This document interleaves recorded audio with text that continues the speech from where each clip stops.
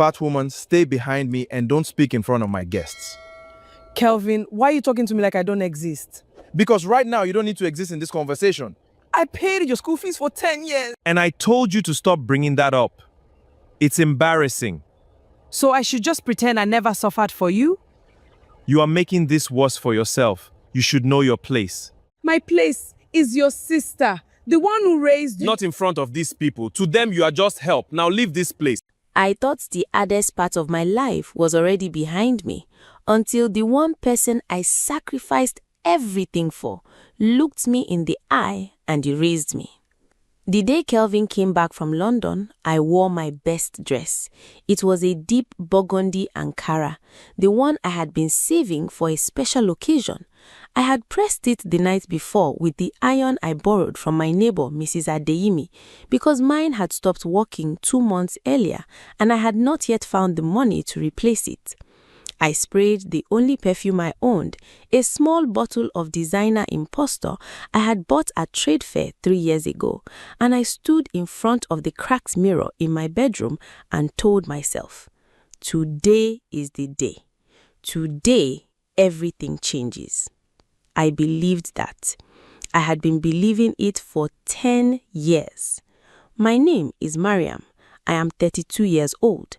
I live in a 1-bedroom flat in Ojodu, Lagos, the kind of neighborhood that sits in that uncomfortable space between struggling and surviving, where generators roar every night and people are always hustling towards something just slightly out of reach. I have lived in that flat for 7 years. The walls are painted a color that used to be cream and is now something closer to exhaustion. There is a water stain on the ceiling above my bed that I stopped noticing around year 3. But none of that ever bothered me, not really, because I had a plan. I had Kelvin. Our parents died when I was 22 and Kelvin was 17.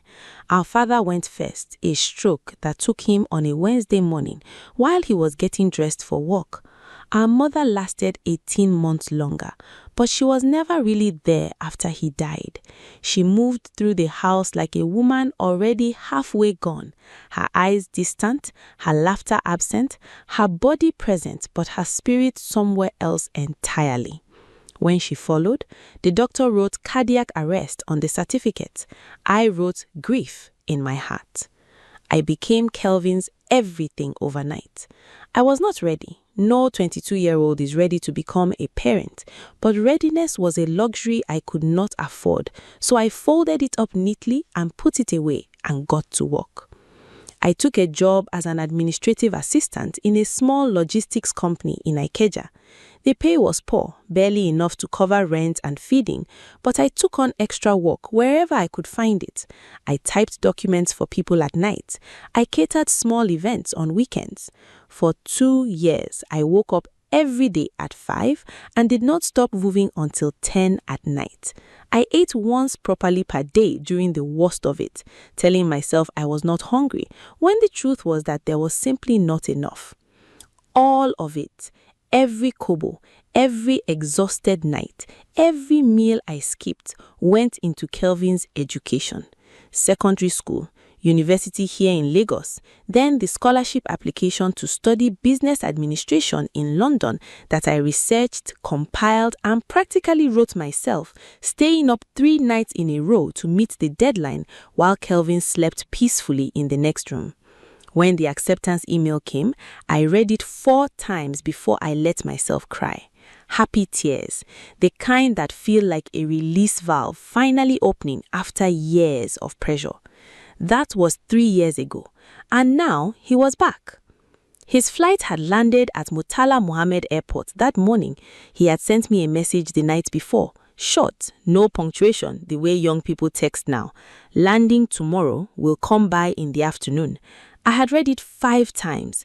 I had barely slept. When his car pulled into my street, I was already standing outside. But it was not just his car. There were 2 others behind it, both large, expensive SUVs with tinted windows. They moved slowly down my narrow street, the way wealth moves through spaces that were never designed for it, deliberately, noticeably. Kelvin stepped out first. He looked different. Not just older, transformed. His posture had changed. The way he held his jaw, the way his eyes swept the street with a quiet, measuring expression. Something in him had shifted in ways I could not immediately name. He was wearing a crisp white shirt tucked into dark trousers, a watch on his wrist that caught the afternoon light. My heart swelled. I cannot explain it any other way. After everything, after every sacrifice, every skipped meal, every prayer whispered into the dark, this is what I had worked for. This person, this moment. Kelvin! My voice came out softer than I intended, full of something I had been holding for 3 years. He turned. His eyes found me. And then his friends stepped out of the other cars. 2 young men and a woman, and something happened to Kelvin's face. A rearrangement, subtle but unmistakable. The way a person reorganizes their expression when they suddenly become aware of an audience. He smiled at me, then he looked at his friends, then he looked back at me. "Ah, she's here," he said, his voice easy, almost amused. He turned to his friends with the relaxed confidence of someone making a simple introduction. "That's Mariam. She's been managing the house for us. Our housekeeper, basically." The street did not go silent dramatically like it would in a film. The generator from the building across the road kept running. A commercial motorcycle revved somewhere at the junction. Mrs. Adeyemi's television was still audible through her open window. Life kept going. Only I had stopped. I stood in front of my own home in my best dress, smelling of 3-year-old perfume, and I felt something inside me go very, very quiet. Not the kind of quiet that comes right before something breaks. The kind that comes right before something breaks. His eyes found me. His friends looked at me, the brief, polite disinterest of people acknowledging staff. One of them nodded. The woman smiled in that practiced, meaningless way. Only one of them, a tall, light-skinned young man with sharp, watchful eyes, looked at me a moment longer than the others. His gaze moved from my face to Kelvin's and back again. He did not smile. He did not look away quickly either. He was paying attention. I didn't know yet that this man would be the one to burn Kelvin's carefully constructed lie to the ground. I didn't know any of that yet. All I knew, standing there in my burgundy Ankara dress on that hot Lagos afternoon, was that my sister had just looked me in the eye. The sister who starved for him, prayed for him, and rebuilt her entire life around his future, and introduced me as the help. And he did it without flinching. Hold on, because the humiliation is only just beginning, and so is the reckoning. I thought maybe I had misheard him. I thought maybe it was a mistake, until I realized he had planned it. I did not confront him that day. I want you to understand why. Because if you have ever loved someone more than they deserved, you will understand. When you have invested a decade of your life into a person, when their success is woven so deeply into your own sense of purpose that separating the two feels impossible, your mind protects you. It finds explanations. It builds small shelters out of excuses so you do not have to stand in the open and face the full weight of what just happened. So I told myself, he was caught off guard. He panicked.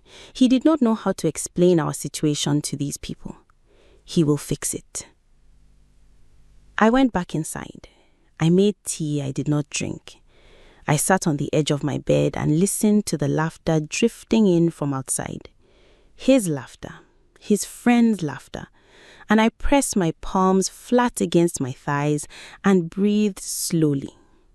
He will fix it. He will come inside, close the door and say, "Mariam, I am sorry.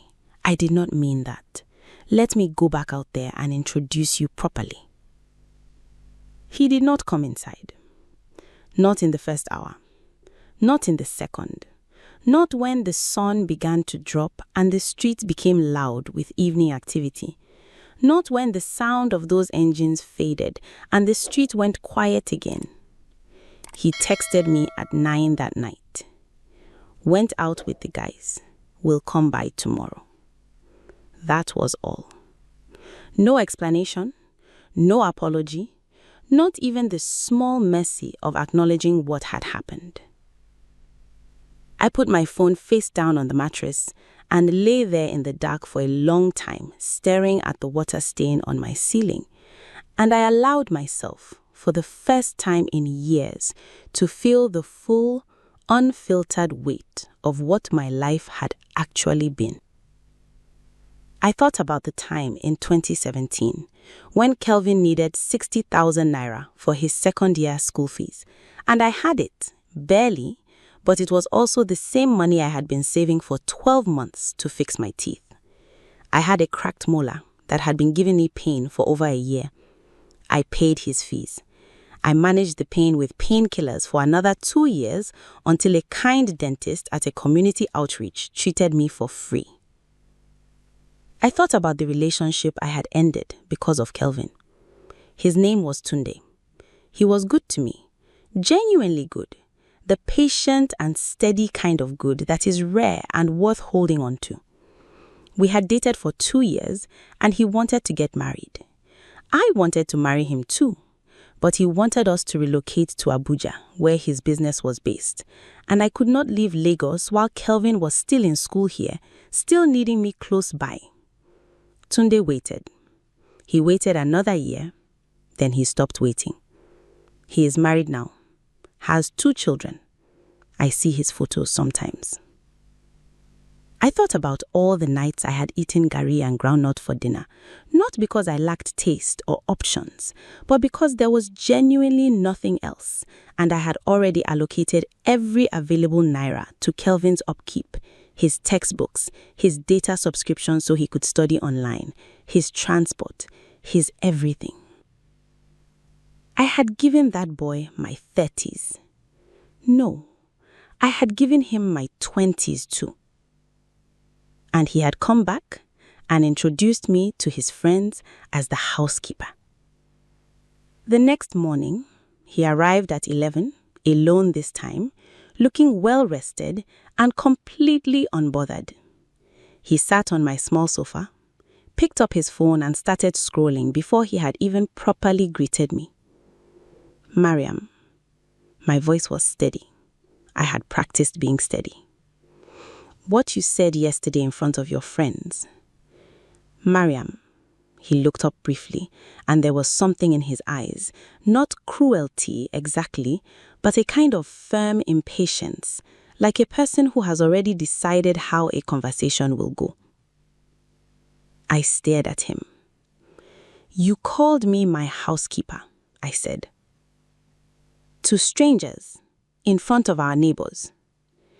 You called me someone who manages the house, he said, as if the rephrasing made it better. The room was very quiet. Outside somewhere, a car horn sounded. The ceiling fan above us clicked on each rotation, like it had been doing for 2 years. I paid for your entire education, I said quietly.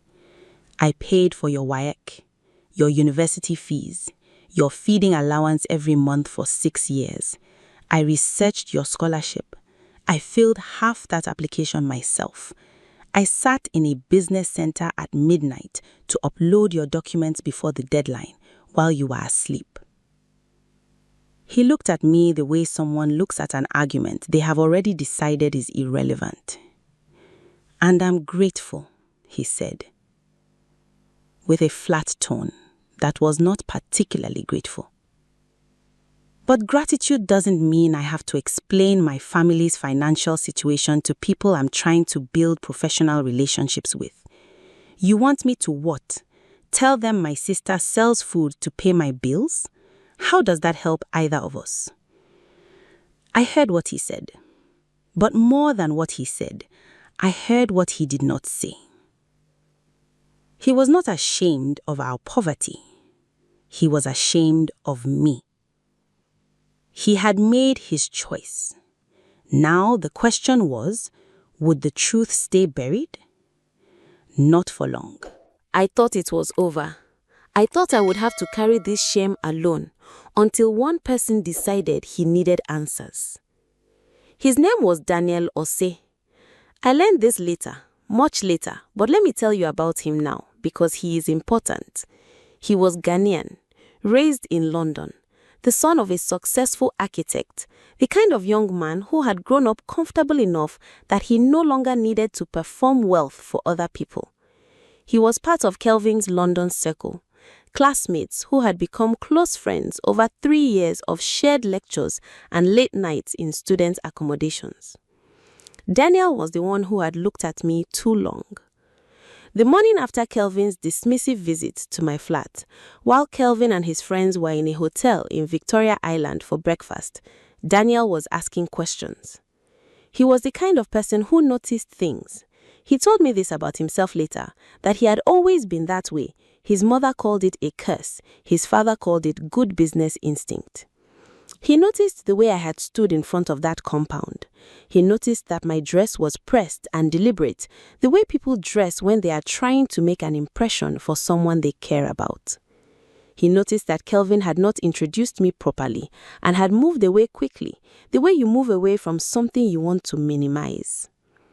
And he noticed the look on my face. Not the immediate shock. Anyone could miss that. He noticed what came after the shock settled. The stillness. The way I had not argued, not cried, not made a scene. The way I had simply stood there, holding something enormous and private. He recognized it, he told me later, because he had seen his own mother carry pain that same way, quietly, with the dignity of someone who has had long practice at it. He started asking Kelvin small questions over breakfast that morning. Casual questions, the way smart people ask when they want information but do not want you to know they are looking for it. So your family has a housekeeper. That's nice, must be convenient. Kelvin had smiled easily. Yes, she's been with us a while. Very helpful. And your parents, they are still in Lagos? A slightest pause. They passed some years back. Sorry to hear that. So who looked after you when they died? You were quite young, yeah? A longer pause this time. Kelvin picked up his glass of juice. I managed. I had support. Daniel nodded slowly and said nothing more about it at breakfast. But that afternoon, while Kelvin was napping in his hotel room, Daniel drove back to Ojodu alone. He knocked on my door at 3 in the afternoon. I almost did not open it. I did not recognize the car outside, and I was not in the mood for visitors. But something made me open it, and there he was. Tall, calm, holding 2 bottles of cold water from the kiosk outside like a small peace offering. "You're Kelvin's sister," he said. It was not a question. I looked at him for a long moment. "Hey, he told you that?" I asked. "No," Daniel said. "He told me you are the housekeeper, but housekeepers don't stand in front of a house wearing your best dress waiting for someone to come home." Something in my chest cracked open just slightly. I let him in. We sat at my small dining table, the one with the uneven surface I covered with a tablecloth, and he did not look around my apartment the way people do when they are measuring your poverty. He looked at me directly, the way a person looks when they are actually trying to understand something. "How long did you pay for his education?" he asked. I told him. I did not plan to tell him everything. It just came out, the way water comes out of a container that has been full for too long. 10 years, the jobs, the scholarship application, the relationship I sacrificed, the mullah I lived with for 2 years because I could not afford to fix it and pay his fees at the same time. Daniel sat across from me and listened to every word without interrupting. And when I finished, the apartment was quiet for a long moment. "Does he know you gave all of this?" Daniel asked. I said he was there. He watched me do it. Daniel looked down at the table, then back at me. There was something in his expression that I could not quite read, not pity, something more complex than pity. "I want to show you something," he said. He pulled out his phone and opened Kelvin's social media profile. He scrolled slowly and turned the screen to me. There was a post from the previous evening, a photo of Kelvin and his friends at a rooftop bar in Victoria Island, drinks raised, the Lagos skyline glittering behind them. The caption read, "Back home, different level, came far from nothing, self-made energy only." Self-made. I read the word twice. Then I put the phone down carefully on the table, and I looked at the ceiling, and I breathed through my nose for a count of 10, because if I didn't, something was going to happen in my chest that I might not be able to stop. And that post, those two words, self-made, were the beginning of Kelvin's undoing. I thought I was the only one who knew the truth. I had no idea the truth was already on its way out. If you are waiting for me to tell you that I planned a revenge, that I sat in my apartment and carefully designed Kelvin's fall, I have to be honest with you, I did not. What happened next was not my doing, not directly. I did not make phone calls, I did not leak documents, I did not go to anyone with Kelvin's story looking for justice. I had decided, in that quiet way I had learned to decide things, that I would simply step back, remove myself, close the door on Kelvin's life the way he had effectively closed it on mine, and focus, finally, painfully, deliberately, on myself. But truth has a way of moving without permission. Daniel went back to his hotel and he could not sleep. He told me this afterward. He said he lay in that hotel room in Victoria Island with the air conditioning running and the city glowing outside the window, and he kept thinking about what I had told him, about the Mola, about Tunde, about the midnight uploads to meet the scholarship deadline, about the fact that Kelvin's post said self-made when the actual truth was that there was a woman in Ojodu who had unmade herself entirely so he could be made. Daniel came from money, yes, but he had a mother he adored, a woman who had worked alongside his father through the lean years, and he had been raised to understand that there was no such thing as a self-made person, that behind every success was a chain of sacrifice and love and unseen labor that deserved acknowledgement. What Kelvin had done, not just the lie, but the casual comfort of the lie, offended something deep in him. He also knew, as someone in those same academic and professional circles, that Kelvin's scholarship had a code of conduct, a personal integrity clause. Nothing dramatic, but it required that scholarship recipients represent themselves and their backgrounds honestly to their institution and their funding body. It was standard language that most students signed without reading carefully. Daniel read it carefully. He did not go to the scholarship committee immediately. He is not that kind of person. He does not make moves from anger. He went back to Kelvin the next day and gave him one opportunity. They were alone in the hotel room when Daniel brought it up. Daniel said, "I went to see your sister." Kelvin's face did not betray panic immediately. It went through stages. First, a careful stillness, then a flash of something, calculation, then a slow, controlled exhale. Kelvin said, "You told her things, not a question." Daniel said, "She told me the truth, which is different from what you told us." Kelvin, listen. Daniel said, "She paid for everything." Daniel's voice was quiet but immovable. "For 10 years, she went without so you could have, and you came back here and called her the housekeeper in front of people, in front of her own neighbors, in front of her own house." Kelvin stood up. He walked to the window. The silence stretched between them like something being slowly pulled until it was about to snap. "You don't understand how these circles work," Kelvin said finally, his voice low. "You grew up with money. You've never had to manage how people perceive you. I can't walk into those rooms carrying a narrative about poverty and a sister who sold food on the road." Daniel said, "So you erased her." Kelvin said, "I reframed the story." Daniel said, "You erased her again, simply." Kelvin turned from the window.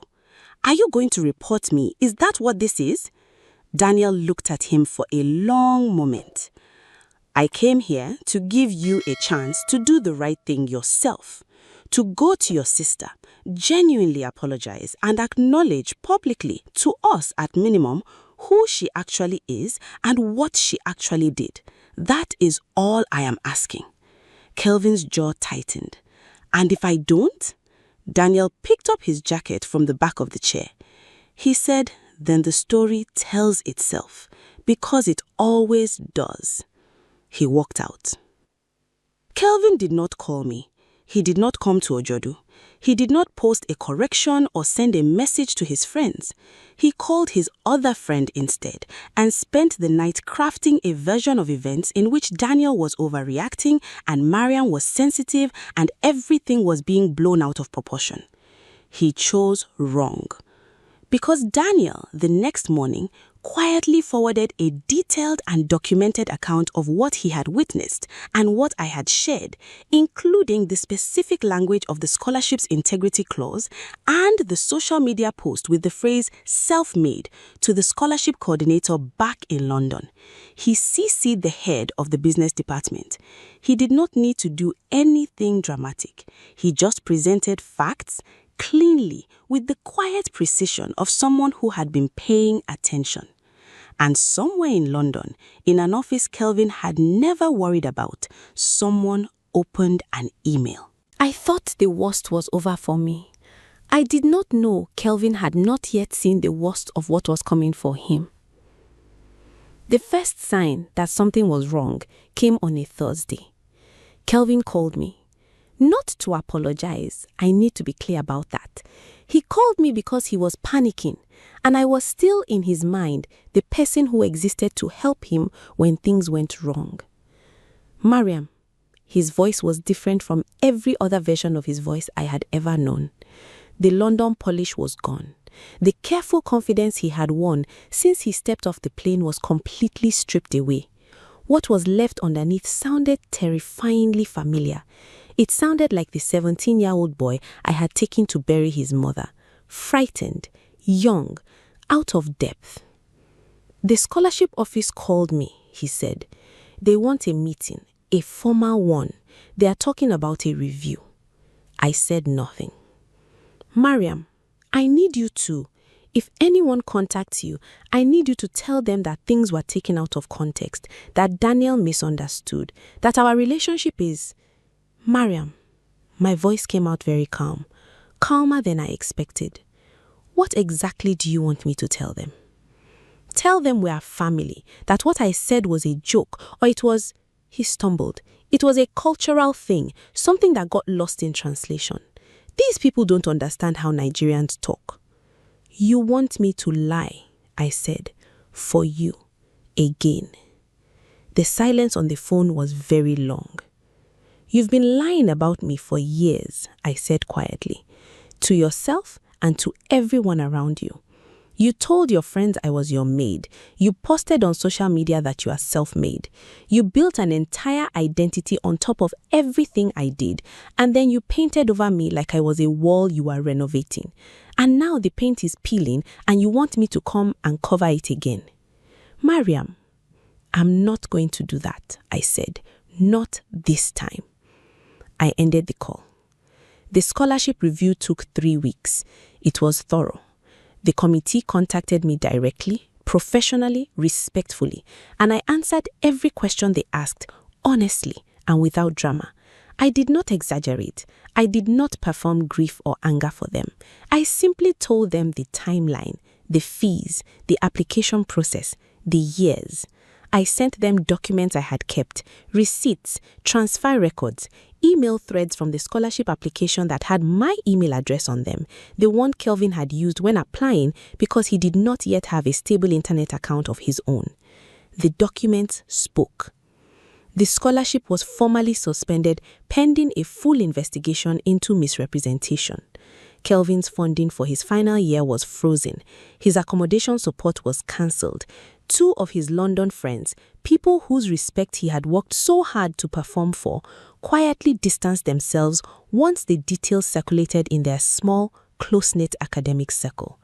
The social media post came down, but not before someone had screenshotted it and it had moved through group chats in ways Kelvin could not control. His reputation in those circles, the one he traded his own sister to build, began to come apart at the seams. He came to Ojodu one last time. He did not call ahead. He knocked on my door on a Sunday evening, and when I opened it, the person standing in front of me looked like someone who had aged 10 years in 3 weeks.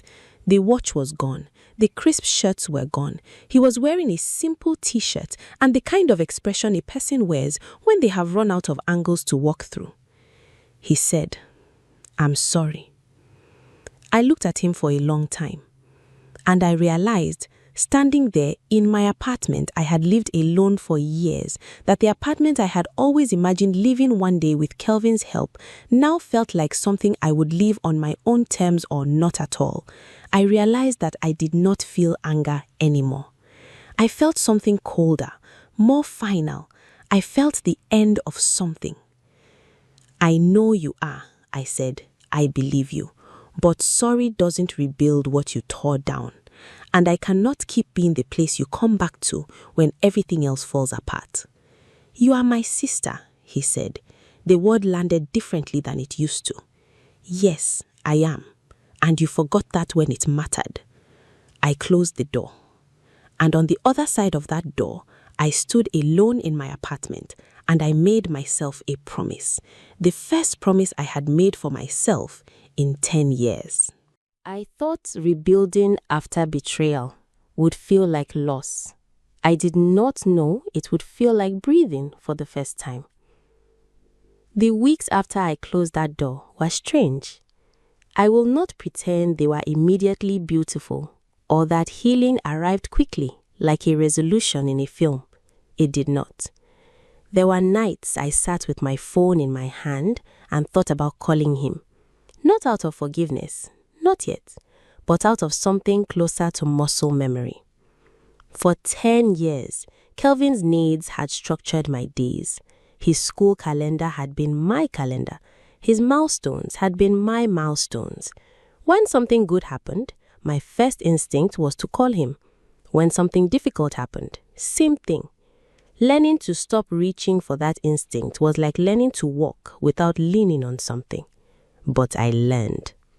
The first thing I did was sleep, properly, deeply, without a mental list of things I needed to provide for someone else running in the background. I slept for 9 hours on a Saturday and woke up to nothing but my own life. No one waiting for money, no deadline I had created for someone else, no sacrifice I needed to make before breakfast. It felt, honestly, slightly terrifying, and then quietly wonderful. Daniel called me 2 weeks after everything had settled.